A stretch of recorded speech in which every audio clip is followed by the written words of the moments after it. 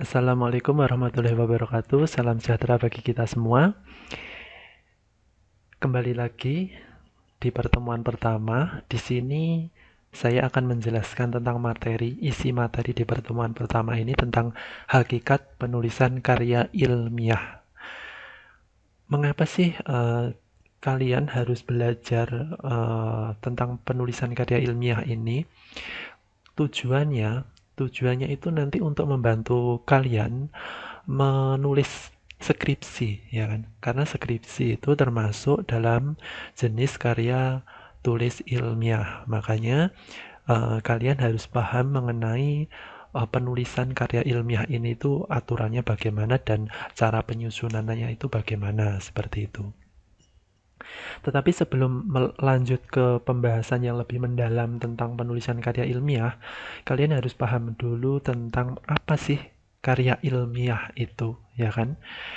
Sebenarnya apa sih karya ilmiah itu? Ya, karya ilmiah itu suatu karangan sebenarnya, suatu karangan yang disusun secara sistematis dan bersifat ilmiah, ya kan? Jadi disusunnya secara sistematis, sifatnya itu ilmiah. Ya, sistematis di sini tuh maksudnya gimana sih? Nah, sistematis di sini maksudnya disusun berdasarkan aturan tertentu. Jadi, karya ilmiah ini itu tidak apa disusun dengan sesuka hati kita ya. Tetapi penyusunan karya ilmiah ini disusun karena ada aturan-aturan tertentu yang harus kita patuhi pedomannya. Ya, itu. Kalau tidak apa namanya? Tidak mematuhi aturan atau pedomannya itu bukan karya tulis ilmiah. Nah, aturan-aturan itu tuh yang bagaimana? Nah, aturan-aturan yang dimaksud di sini itu misalkan kalau di Unindra itu ada pedoman penulisan skripsi dan tesis. Nah, skripsi dan tesis itulah yang termasuk karya ilmiah karena skripsi dan tesis itu disusun berdasarkan aturan dari masing-masing universitas karena setiap masing-masing universitas itu memiliki pedoman tersendiri atau aturan tersendiri tentang penulisan karya ilmiahnya. Nah, kemudian sifat karya ilmiah itu bersifat ilmiah ya jelas. Bersifat ilmiah itu artinya deskripsi isinya itu sesuai dengan bukti empiris atau teoritis. Jadi tidak sesuai dengan imajinasi kita. Ya, tidak sesuai dengan imajinasi kita. Tetapi karya ilmiah itu isinya itu menunjukkan suatu bukti empiris itu sesuai dengan kenyataan di lapangan atau sesuai teori yang sudah ada. Ya, jadi kebenaran karya tulis ilmiah itu dapat dipertanggungjawabkan seperti itu. Makanya harus ada bukti empiris atau teoritis. Itu pengertian dari karya ilmiah, ya. Selanjutnya ciri-ciri sekarang. Ciri-ciri karya ilmiah itu ada 4 ya. Logis. Logis di sini penjelasannya itu dapat diterima oleh akal ya.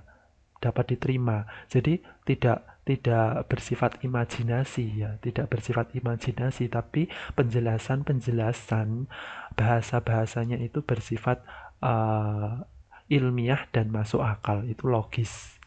Terus sistematis. Nah, tadi seperti tadi. Sistematis di sini cara pengurutannya, pengerjaannya atau penulisannya itu disusun atau dibuat dengan pedoman-pedoman tertentu. Ya, jadi setiap universitas misalkan untuk pedoman penulisan skripsi, tesis, disertasi itu berbeda-beda. Itu makanya sistematis. Ada aturan-aturan yang harus kita apa? Patuhi ketika menulis suatu karya ilmiah. Ya. Terus objektif. Maksudnya objektif di sini penjelasannya itu diuraikan sesuai apa adanya, sesuai yang ada di lapangan ya. Kalau hasilnya A ya dijelaskan A, hasilnya B ya dijelaskan B. Seperti itu. Tidak boleh mengada-ngada eh, bukti yang sudah kita temukan di lapangan. Kalau kita mengada-ngada sesuai dengan kita sendiri, itu tidak objektif. Jadi nanti sifatnya subjektif, padahal karya ilmiah itu sifatnya objektif, seperti itu. Terus sekarang bahasa. Nah, bahasa yang di sini digunakan itu bahasa baku. Tidak boleh bahasa-bahasa non formal atau tidak baku. Tidak ambigu, ya, tidak ambigu di sini, tidak membingungkan, bahasanya itu mudah dipahami. Eh, dan emotif, tidak emotif. Tidak emotif di sini maksudnya itu tidak memasukkan unsur perasaan dari si penulis, ya.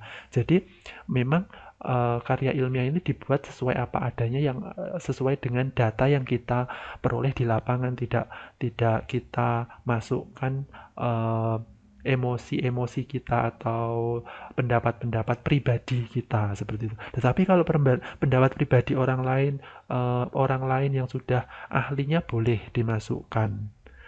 Kan pendapat ahli yang lebih dulu itu kan sudah terbukti, ya, sudah terbukti itu tidak masalah. Tapi kalau pendapat kita pribadi itu tidak boleh, karena pendapat kita pribadi belum terbukti kebenarannya, seperti itu. Dan bahasanya itu harus rasional, maksudnya masuk akal, hubungannya dengan logis tadi. Itu ciri dari karya ilmiah. Kemudian tujuannya apa sih gitu ya? Ya tujuannya kalau utamanya kalian kalian mempelajari karya ilmiah ini ya untuk membantu kalian menyusun karya tulis ilmiah ya berupa skripsi, karena S1 atau sarjana goalnya atau tujuannya membuat skripsi seperti itu. Tetapi secara umum tujuan penulisan karya ilmiah itu yang pertama itu menyampaikan gagasan kepada masyarakat atau kalangan tertentu, ya. Jadi kita menulis karya ilmiah itu menyampaikan gagasan, tapi cara menyampaikannya itu berdasarkan fakta, ya, berdasarkan fakta yang ada di lapangan. Kemudian untuk memenuhi tugas sekolah, nah ini tadi, kalau kalian berarti tujuannya menulis karya ilmiah nanti ya untuk memenuhi tugas sekolah atau kuliah, yaitu berupa skripsi kalau S1, ya. Kemudian mendiskusikan, nah ini, mendiskusikan gagasan dengan kalangan tertentu pada suatu pertemuan itu bisa juga karya ilmiah dibuat tujuannya itu untuk mendiskusikan gagasan. Biasanya ini di seminar-seminar itu biasanya kita memaparkan suatu penelitian kita di hadapan umum, kalangan umum, itu tujuan dari karya ilmiah berarti. Tujuan berikutnya itu untuk mengikuti perlombaan. Nah, biasanya kan kita membuat karya tulis ilmiah itu kan untuk dilombakan seperti itu. Biasanya ada seperti itu. Kayak PKM, nah, Pekan Kreativitas Mahasiswa. Nah, itu termasuk dalam karya ilmiah, tapi tujuannya itu untuk perlombaan seperti itu, ya. Terus yang tujuan yang keempat, menyebarkan hasil penelitian kepada masyarakat atau kalangan tertentu itu sama seperti ini, mendiskusikan gagasan dengan kalangan tertentu itu sama. Menyebarkan hasil penelitian ini bisa melalui seminar-seminar atau bisa melalui penerbitan ke jurnal. Ya, jurnal ilmiah tentunya, ya. Diterbitkan karya ilmiah yang kita buat di jurnal itu ada. Jadi tujuan kita membuat karya ilmiah itu tergantung untuk apa dulu kayak gitu. Tapi untuk kalian berarti tujuannya ya untuk nanti memenuhi syarat penulisan skripsi untuk kelulusan seperti itu. Itu tujuan nanti kalian membuat karya ilmiah. Kemudian manfaatnya sekarang. Manfaatnya apa sih kalau kita membuat karya ilmiah, itu ada manfaatnya nggak sih gitu ya? Ada. Jadi manfaatnya itu bagi masyarakat dan bagi penulis kita sendiri. Kita sebagai penulis itu dapat manfaat dari karya ilmiahnya gitu. Masyarakat di sini siapa? Luas sekali masyarakat itu. Tergantung kita meneliti, misalkan kita membuat karya ilmiah tentang pendidikan, berarti masyarakat di sini yang diuntungkan dengan karya ilmiah kita ya bisa guru, bisa kepala sekolah, masyarakatnya itu bisa guru, bisa kepala sekolah, bisa siswa, bisa pemerintah, Kementerian Pendidikan, Dinas Pendidikan, seperti itu. Karena karya ilmiah kita tentang pendidikan, kayak gitu. Kalau karya ilmiah kita tentang ekonomi, misalkan, masyarakat di sini siapa yang mendapatkan manfaat dari karya ilmiah kita tentang topiknya ekonomi? Ya seperti pengambil kebijakan, mungkin perbankan, atau koperasi, atau UMKM, seperti itu. Jadi masyarakat di sini luas. Tapi secara umum masyarakat itu dapat mengambil manfaat dari karya ilmiah itu sebagai rujukan atau referensi, jelas. Yang kedua itu sebagai informasi pengembangan ilmu dan teknologi, perkembangan ilmu dan teknologi. Dan yang ketiga memperluas wawasan, ya. manfaat sebagai rujukan atau referensi itu bagaimana sih? Nah, sebagai akademisi ya, akademisi kita misalkan mau mulai menulis karya ilmiah ya. Kita mulai menulis karya ilmiah berarti kita kan pasti mencari teori kan ya, teori-teori terdahulu. Nah, itu sebagai rujukan bagi kita atau referensi bagi kita. Berarti kita masyarakat di sini sebagai akademisi untuk menulis ya, untuk menulis atau memulai menulis karya ilmiah. Kita manfaatnya dari karya ilmiah yang sudah dipublish itu berarti kita mendapatkan manfaat berupa rujukan ya, berupa rujukan atau referensi.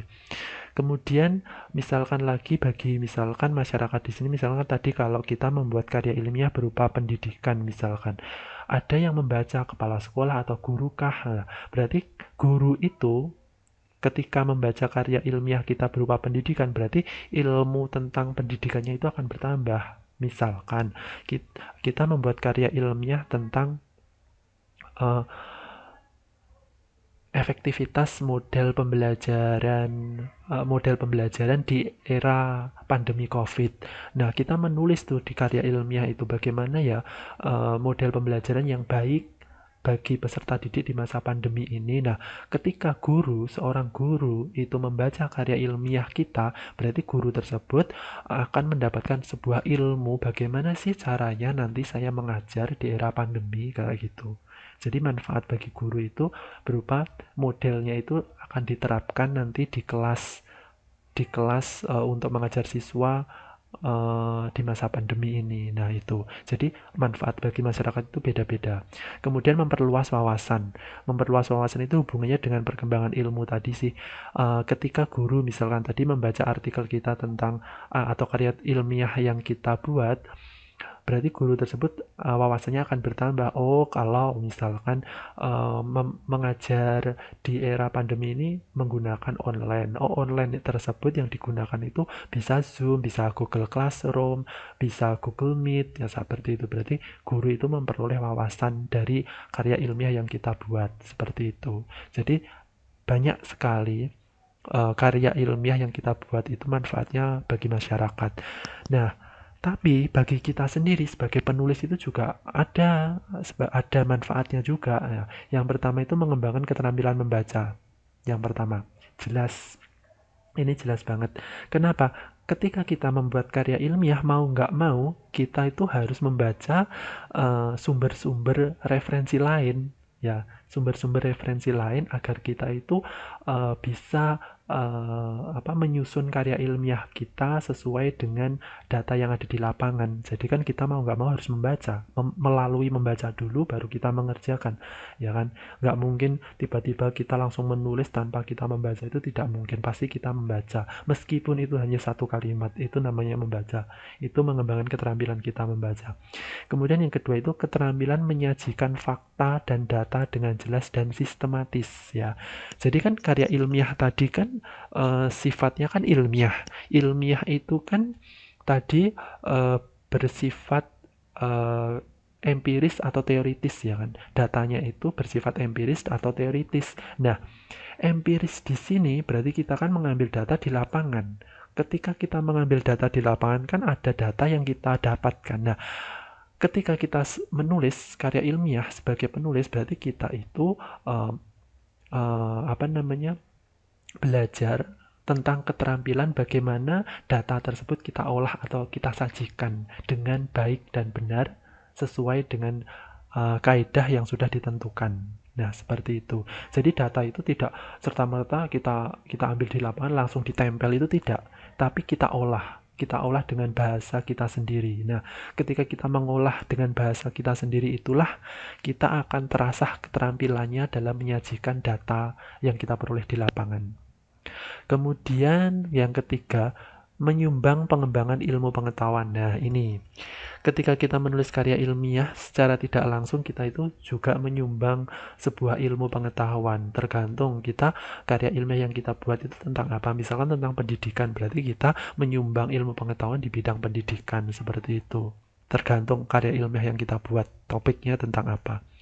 Kemudian yang keempat, berlatih mengintegrasikan hasil bacaan dengan gagasan sendiri. Nah, ini Tadi kan penulis itu kan manfaatnya mengembangkan keterampilan membaca. Kita kan harus membaca dulu kan sebelum membuat karya ilmiah. Setelah kita membaca, kita ambil data di lapangan. Kan kita dapat data tuh. Nah, kemudian antara apa yang kita peroleh dari hasil membaca dan apa yang kita peroleh dari hasil mengambil data di lapangan, itu kita padukan.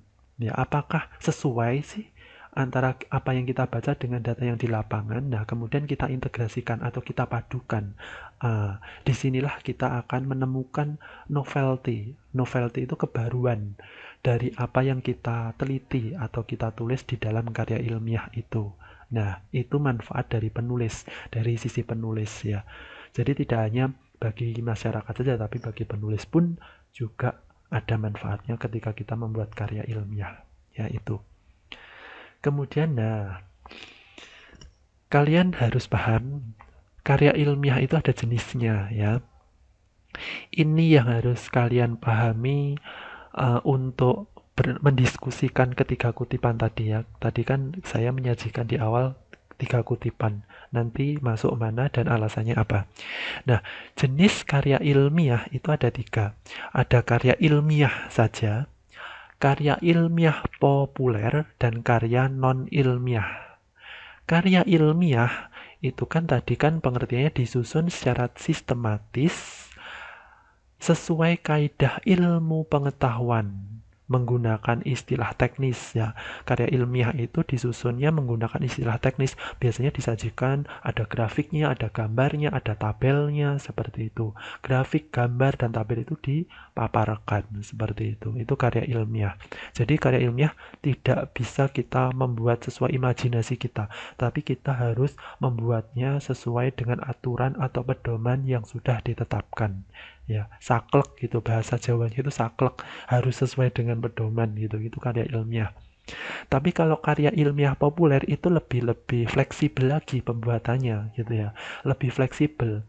Nah, ini disusun dengan bahasa yang umum dan ringan. Maksudnya umum dan ringan itu ketika kita membuat karya ilmiah populer, karya yang kita buat itu dapat dinikmati oleh kalangan masyarakat luas, tidak hanya kalangan tertentu. Kalau karya ilmiah saja, itu hanya dinikmati oleh kalangan-kalangan tertentu saja.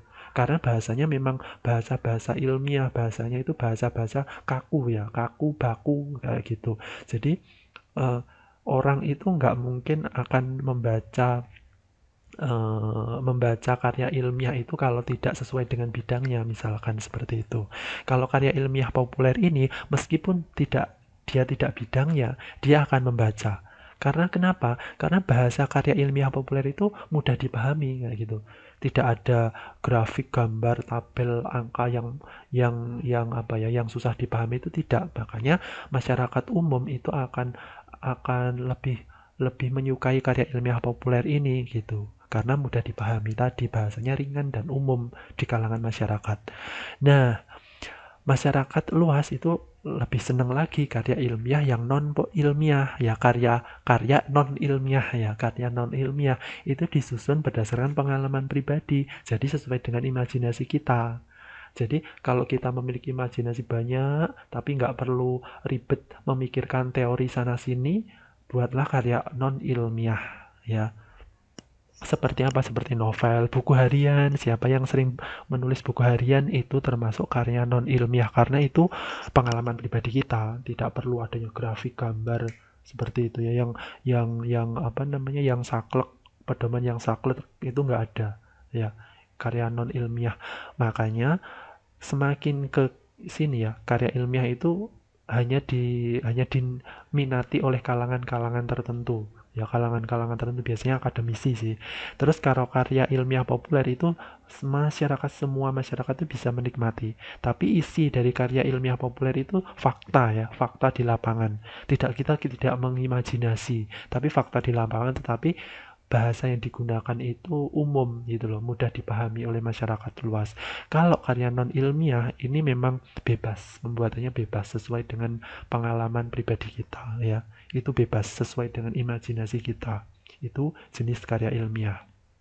Nah, kemudian macamnya karya ilmiah itu ya, macam karya ilmiah itu Di sini ada laporan hasil penelitian, makalah, artikel jurnal ilmiah. Ini termasuk dalam karya ilmiah. Ya, macam karya ilmiah. Ingat ya, tadi karya ilmiah itu ada 3 jenis: karya ilmiah populer, dan karya non-ilmiah. Nah, di sini slide selanjutnya itu karya ilmiah saja. Ya, karya ilmiah itu ada 3 jenis: laporan hasil penelitian. Laporan hasil penelitian ini seperti apa sih? Seperti skripsi, tesis, disertasi. Itu termasuk jenisnya, macamnya, macam karya ilmiah yang berupa laporan hasil penelitian. Itu berarti nanti kalau kalian mengerjakan skripsi, berarti kalian membuat yang namanya karya ilmiah berupa laporan hasil penelitian. Ada juga macam karya ilmiah berupa makalah. Nah, makalah itu biasanya kalau kalian ditugaskan oleh dosen kalian membuat suatu makalah, nah itu namanya termasuk karya ilmiah juga, karena kan membuatnya itu tidak asal-asalan, ya kan? Kalian harus membaca dulu, terus menulis menulis apa yang kalian baca tadi, seperti itu makalah. Lebih simpel daripada laporan hasil penelitian. Terus ada artikel jurnal ilmiah, itu disusun sesuai gaya selingkung pengelola jurnal. Nah, artikel jurnal ilmiah itu eh, biasanya lebih lebih apa namanya, lebih singkat ya. Biasanya itu tidak berlembar-lembar, tapi 10 sampai 20 halaman lah ya. 10 sampai 20 halaman biasanya itu artikel di jurnal ilmiah, itu termasuk karya ilmiah juga. Artikel di jurnal ilmiah ini itu berbeda loh ya dengan artikel yang ada di koran-koran atau media cetak online kayak gitu. Itu beda. Kalau artikel di jurnal ilmiah itu memang artikel yang benar-benar diterbitkan di jurnal ilmiah, di mana pembuatannya itu sesuai dengan aturan yang ditetapkan oleh pengelola jurnal itu. Itu ya. Nanti ada pertemuan sendiri membahas tentang artikel ini ya. Itu. Jadi artikel di jurnal ilmiah ini berbeda dengan artikel yang dimuat di dalam media online atau media cetak seperti koran. Itu beda. Ya, tuh. Itu macamnya karya ilmiah. Terus ragam bahasa ilmiah yang digunakan ya. Ini kita membahas ragam bahasa ilmiah yang digunakan. Itu bahasanya itu jelas ya, harus jelas. Bahasanya itu harus benar, struktur kalimatnya itu juga harus sesuai dengan SPOK, subjek, predikat, objek, keterangan, seperti itu. Minimal dalam satu kalimat itu harus ada subjek dan predikat ya. Itu eh, bahasa yang harus digunakan. Jelas. Jelas ya, jelas itu maksudnya harus sesuai dengan kaidah bahasa Indonesia yang benar. Lugas, lugas di sini artinya tidak menimbulkan keraguan penempatan dan pemilihan kata setiap kalimat.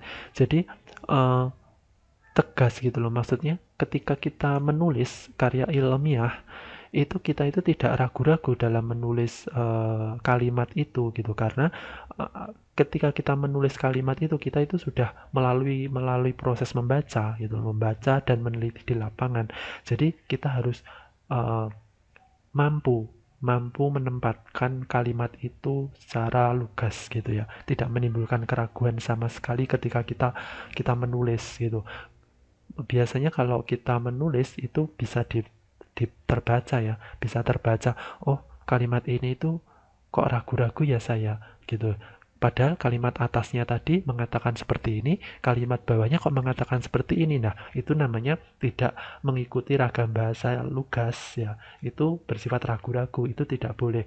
Antar kalimat itu harus harus senada ya. Kalau awalnya itu mengatakan tidak signifikan, bawahnya juga tidak signifikan. Jangan atasnya mengatakan tidak signifikan, bawahnya mengatakan signifikan. Itu tidak mematuhi aturan lugas. Seperti itu termasuk dalam keraguan-raguan itu.